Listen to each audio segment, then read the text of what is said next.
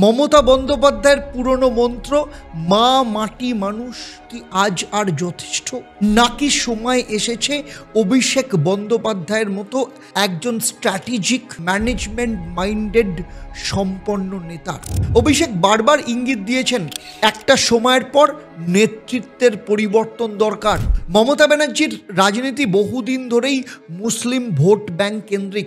সেখানে ইমাম ভাতা, মাদ্রাসার উন্নয়ন বা একতরফা সেখানে বিভিন্ন রকম সুবিধা সুযোগ পাইয়ে দেওয়া, এগুলোর মধ্য দিয়ে রাজনীতিতে সংখ্যালঘুদের একচেটিয়া ব্যবহার করা হয়েছে ভোট ব্যাংকের নামে। কিন্তু অভিষেক বন্দ্যোপাধ্যায় সেই ফাঁদে হাঁটেননি। তার বক্তব্য সংখ্যালঘুদের উন্নয়ন করতে হবে, কিন্তু হিন্দুদের অবহেলা করে নয়। বাংলার রাজনীতিতে শুরু হয়েছে এক চোরা স্রোত, যেখানে পুরনো রাজনীতির ইতি হতে চলেছে, নতুন কৌশলের কি সূচনা হতে চলেছে, আর যেখানে আবেগ আর অ্যাকাউন্টেবিলিটির মধ্যে চলেছে একটা সাইলেন্ট ওয়ার, নিঃশব্দ সংঘর্ষ বলা যায়। মমতা বন্দ্যোপাধ্যায়ের পুরনো মন্ত্র মা মাটি মানুষ কি আজ আর যথেষ্ট, নাকি সময় এসেছে অভিষেক বন্দ্যোপাধ্যায়ের মতো একজন স্ট্র্যাটেজিক ম্যানেজমেন্ট মাইন্ডেড সম্পন্ন নেতার? আর আপনি যদি ভাবেন যে আজকের রাজনীতি মানেই শুধু পোস্টার, মিছিল কিংবা আবেগ নয়, তাহলে সত্যবচনের এই এপিসোড আপনার জন্য। ভিডিওটা এক সেকেন্ডও মিস করবেন না, কারণ এই তুলনা শুধু রাজনৈতিক নয়, এটা বাংলার আগামী ভবিষ্যতের ব্লুপ্রিন্টও হতে পারে। তাই পুরো ভিডিওটা দেখুন, শেয়ার করুন আর নিজের মতামতটা কমেন্টে জানাতে ভুলবেন না। দেখুন, দুটো প্রজন্ম, দুটো রাজনীতি, একটা দল।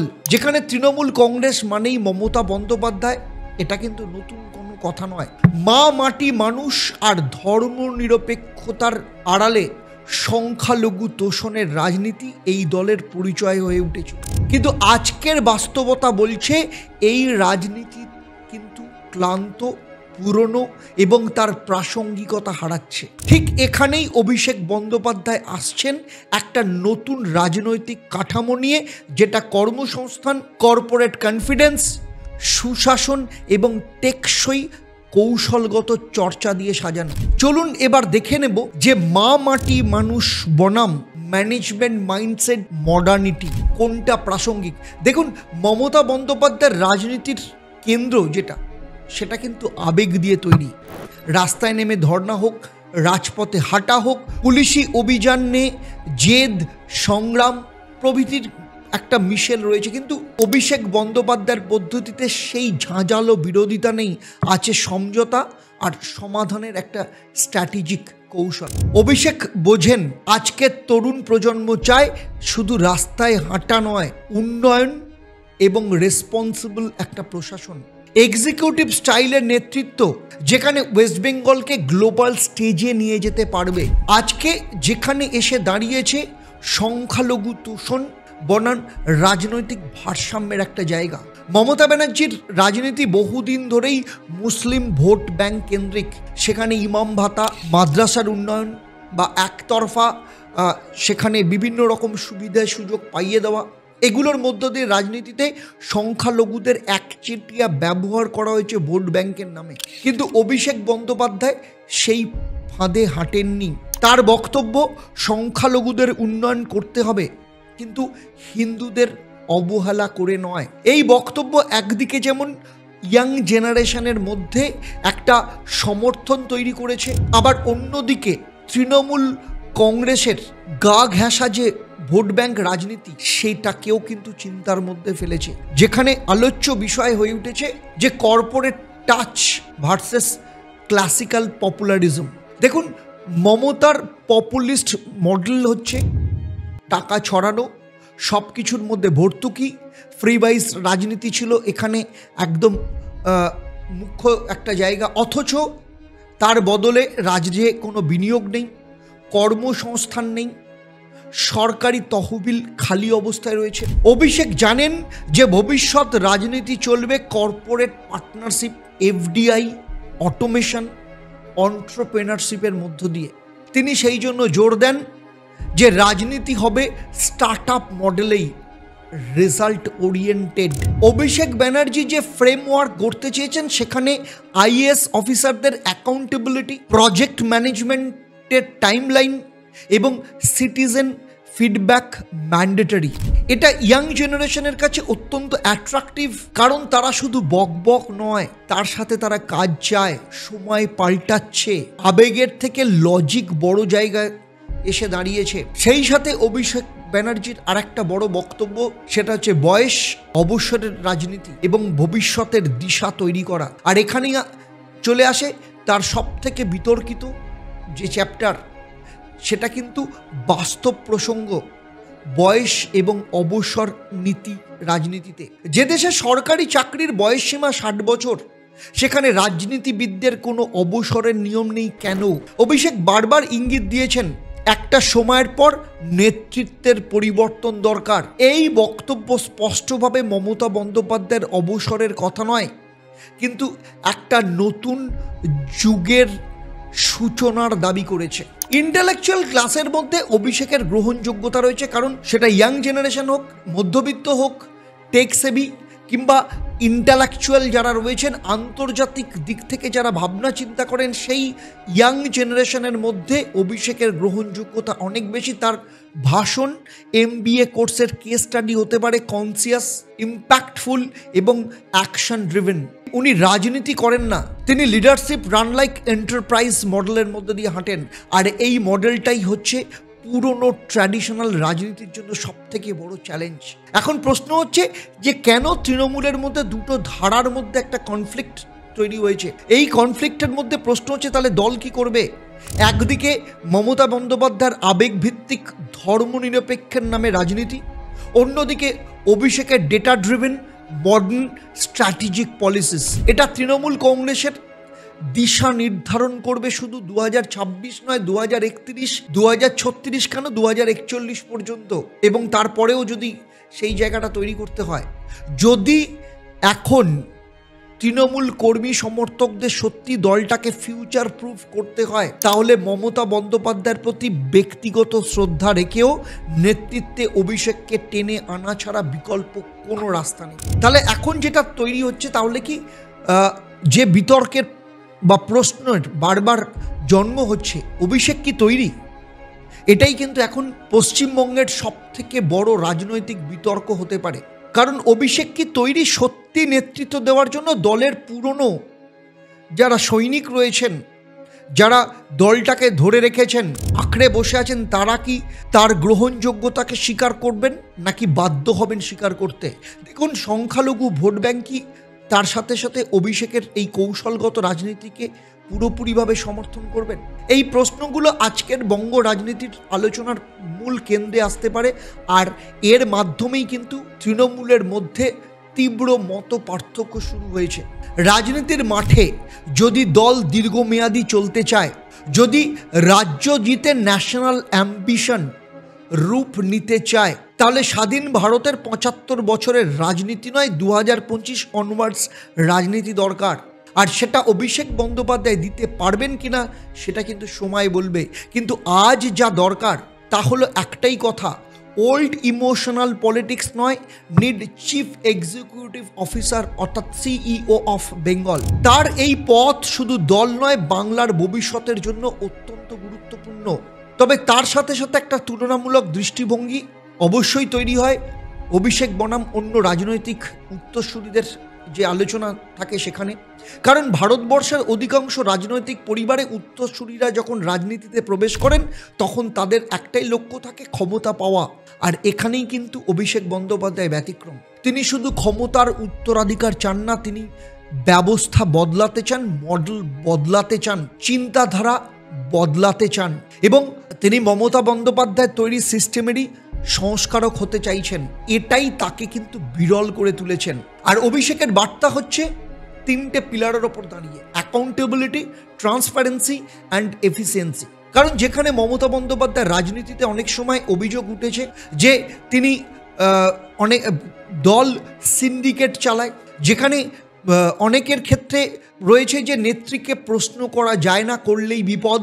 নির্বাচনের পর প্রশাসনের একটা গাছাড়া মনোভাব দেখা যায়, কিংবা কোনো বিরোধিতা হোক বা কোনো দুর্নীতিপরায়ণ কাজেই হোক, সেখানে দল এবং যে নেতৃত্ব কিংবা প্রশাসন সেখানে আড়াল করার চেষ্টা করেন। সেখানে অভিষেক একমাত্র লোক যে স্পষ্টভাবে বলেছেন অ্যাকাউন্টেবিলিটি থাকবে, ভুল করলে জবাবদিহি করতে হবে, ট্রান্সপারেন্সি থাকবে, সবাই জানবে কে কী করছে, এফিসিয়েন্সি থাকবে এবং এমন এফিসিয়েন্সি থাকবে যেটা 5 বছরে 50 বছরের কাজের মধ্যে এগোতে হবে। তাই তিনি একদম খোলা মঞ্চে দাঁড়িয়ে আরজিকর কাণ্ডের দোষীর ফাঁসি চাইতে পারেন, বিরোধিতা করতে পারেন, শেখ শাহজাহানকে জেলে ঢোকানোর কথা তিনি বলতে পারেন। আর এই বার্তাগুলো শুধু টিএমসি কর্মী বা তৃণমূল কর্মীদের নয়, বেকার যুবক, মধ্যবিত্ত, ব্যবসায়ী, যারা প্রফেশনাল, সাধারণ মানুষ, তাদের কাছেও একটা সাহসিকতার প্রতীক হয়ে ওঠে। নিপীড়িত, শোষিত মানুষদের কাছে কোথাও না কোথাও একটা ভরসার জায়গা তৈরি হয়ে ওঠে। এই যে একটা প্রশ্ন বারবার ঘুরছে, যেটা নিয়ে আমি কিছুক্ষণ আগেও আমি আলোচনা করেছি, যে এই যে রিটায়ারমেন্ট পলিসি, এই যে বিতর্ক তিনি তৈরি করেছেন, তাহলে যদি অভিষেক আগামী দিনে মুখ্যমন্ত্রী হন তাহলে কি হবে? বিরোধীরা ইতিমধ্যেই সেই ইস্যুকে কাজে লাগাতে চাইছেন। তারা বলছে বারবার দিদিকে সরিয়ে দিতে চাইছে ভাইপো। অন্যদিকে অভিষেক বলছেন দিদি থাকবেন অভিভাবক হয়ে, আমি চাই কাজ করার সুযোগ। আর এটা শুনেই অনেকে বলছেন যে এটা কেবল ক্ষমতার ট্রান্সফার নয়, তার সাথে সাথে চিন্তার ট্রান্সফারও। প্রশ্ন অবশ্যই উঠছে, আগামী দিনে আমরা মমতা অভিষেকের যুগলবন্দি দেখব নাকি রাজনৈতিক দিক থেকে একটা পৃথকীকরণ? দেখুন, বস্তুনিষ্ঠভাবে ভাবলে মমতা ব্যানার্জি নিঃসন্দেহে একজন জনপ্রিয় নেত্রী, আর অভিষেক একজন বুদ্ধিমান প্রশাসক।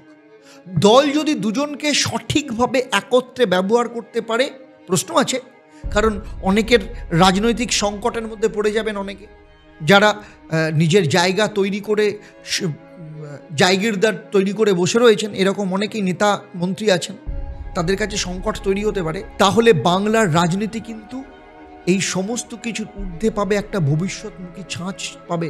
যদি পুরনো রীতিনীতি, অন্ধ আনুগত্য আর আবেগের রাজনীতি স্টিল চালু থাকে, তাহলে অভিষেকের স্বপ্ন হয়তো আন্তর্দলীয় চক্রান্তের মধ্যেই থেমে যাবে। তাহলে অভিষেকের যে রাজনীতি, টিএমসির বা তৃণমূল কংগ্রেসের একমাত্র পথ, নাকি কোথাও না কোথাও বিকল্প একটা বিপ্লব তৈরি হয়ে যেতে পারে? তৃণমূল কংগ্রেস যদি জাতীয় রাজনীতিতে প্রভাব ফেলতে চায়, যদি বিজেপি বা কংগ্রেসের মতো একটা অল ইন্ডিয়া ফোর্স সত্যি সত্যি তৈরি করতে চায়, নামকা বাস্তা অল ইন্ডিয়া তৃণমূল কংগ্রেস নয়, তাহলে শুধু বাংলা দখল নয়, বাংলার মডেলকেই দেশের সামনে রাখতে হবে অরিজিনালি। আর সেই মডেল যেন রাজনৈতিক ডিজিটালাইজেশন, প্রশাসনিক সংস্কার এবং ইয়াং জেনারেশনের লিডারশিপের প্রতি বিশ্বাস, এই তিনটে পিলারের ওপর কিন্তু দাঁড়িয়ে থাকবে। আর এখানেই কিন্তু অভিষেক বন্দ্যোপাধ্যায়কে সামনে এনে একটা নতুন সংজ্ঞা দেওয়া যেতে পারে, যেটা তৃণমূল বা টিএমসি 2.0 হতে পারে। কিন্তু যে প্রশ্নটা বারবার অল ইন্ডিয়ার মধ্য দিয়ে ঘুরে বেড়াচ্ছে, তা অভিষেক কি শেষমেশ মুখ্যমন্ত্রী হবেন? আর যদি হন তবে কি মমতার মতোই ভোট ব্যাংক রাজনীতি করবেন, নাকি নিজের স্টাইলে চালাবেন? বাংলা কি প্রস্তুত এমন একজন নেতার জন্য, যেখানে আবেগ নয়, এফিসিয়েন্সিতে বিশ্বাস করেন? এবং সবথেকে বড় কথা, তৃণমূল কর্মীরা কি প্রস্তুত পুরনো মানসিকতাকে বদলে ফেলার জন্য? দেখুন, এটা একটা চেতনা দিয়ে তৈরি একটা জায়গা, কারণ তৃণমূলের ভেতরে এই প্রশ্ন বারবার ঘুরপাক খাচ্ছে। প্রচুর নেতাকর্মীদের, নিচুতলার কর্মীদের মধ্যেও, যারা প্রতিদিন প্রতিনিয়ত মাঠে নেমে লড়াই করেন, যারা মানুষের সাথে সত্যি থাকেন, যারা চায়ের দোকানে বসে কান পেতে শোনেন সাধারণ মানুষ কি বলছেন, তারা অনেকেই কিন্তু এই জায়গাটা থেকে বেরিয়ে এসে নতুন চিন্তাভাবনা করতে চাইছেন। বিজেপি সমর্থক হোক, কংগ্রেস ভাবাপন্ন হোক, এমনকি নিরপেক্ষ ভোটারদের আলোচনায় মধ্যে দিয়ে কিন্তু এগুলো বারবার ফেরত আসে। কারণ এই প্রশ্ন কিন্তু রাজ্যের ভবিষ্যতের প্রশ্ন।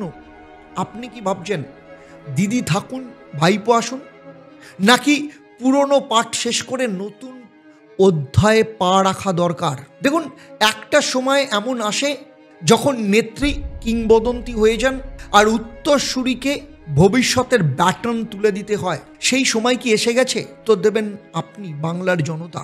আর এই ভিডিওর মধ্য দিয়ে সেই প্রশ্নই কিন্তু বারবার উঠে আসছে।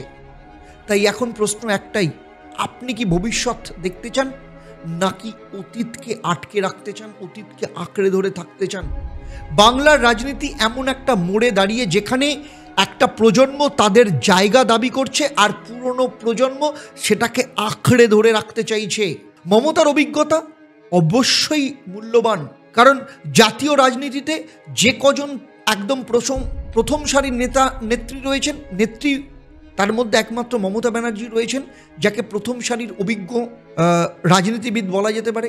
কিন্তু অভিষেকের দৃষ্টিভঙ্গি কি বেশি প্রাসঙ্গিক নয় আজকের তরুণ প্রজন্মের কাছে? এই বিতর্ক দেখুন শুধু রাজনীতির নয়, এটা আমাদের চিন্তা, সিদ্ধান্ত এবং ভোট দেওয়ার দায়িত্বেরও প্রশ্ন। আপনার মতামত ভিন্ন হতেই পারে, তাই এই আলোচনার মধ্যে আপনার মতামত একটা গুরুত্বপূর্ণ অংশ নিতে পারে। তাই নিচে অবশ্যই কমেন্ট করে জানাবেন আপনি কোন নেতৃত্বকে বাংলার হাল ধরতে দেখতে চান। তাই সত্য বচন, এখানে এমন কথা বলা হয় যেটা বাংলার জন্য, বাংলার মানুষের জন্য, বাংলার ভবিষ্যতের জন্য, বাংলার উন্নতির জন্য। আবার দেখা হবে সত্য বচনে, কারণ এখানেই আমরা বলি এমন কথা যেখানে অন্যরা সবাই চুপ করে যায়, মুখে কুলুপ এঁটে থাকে। নমস্কার, ভালো থাকবেন, আবার দেখা হবে পরবর্তী এপিসোডে।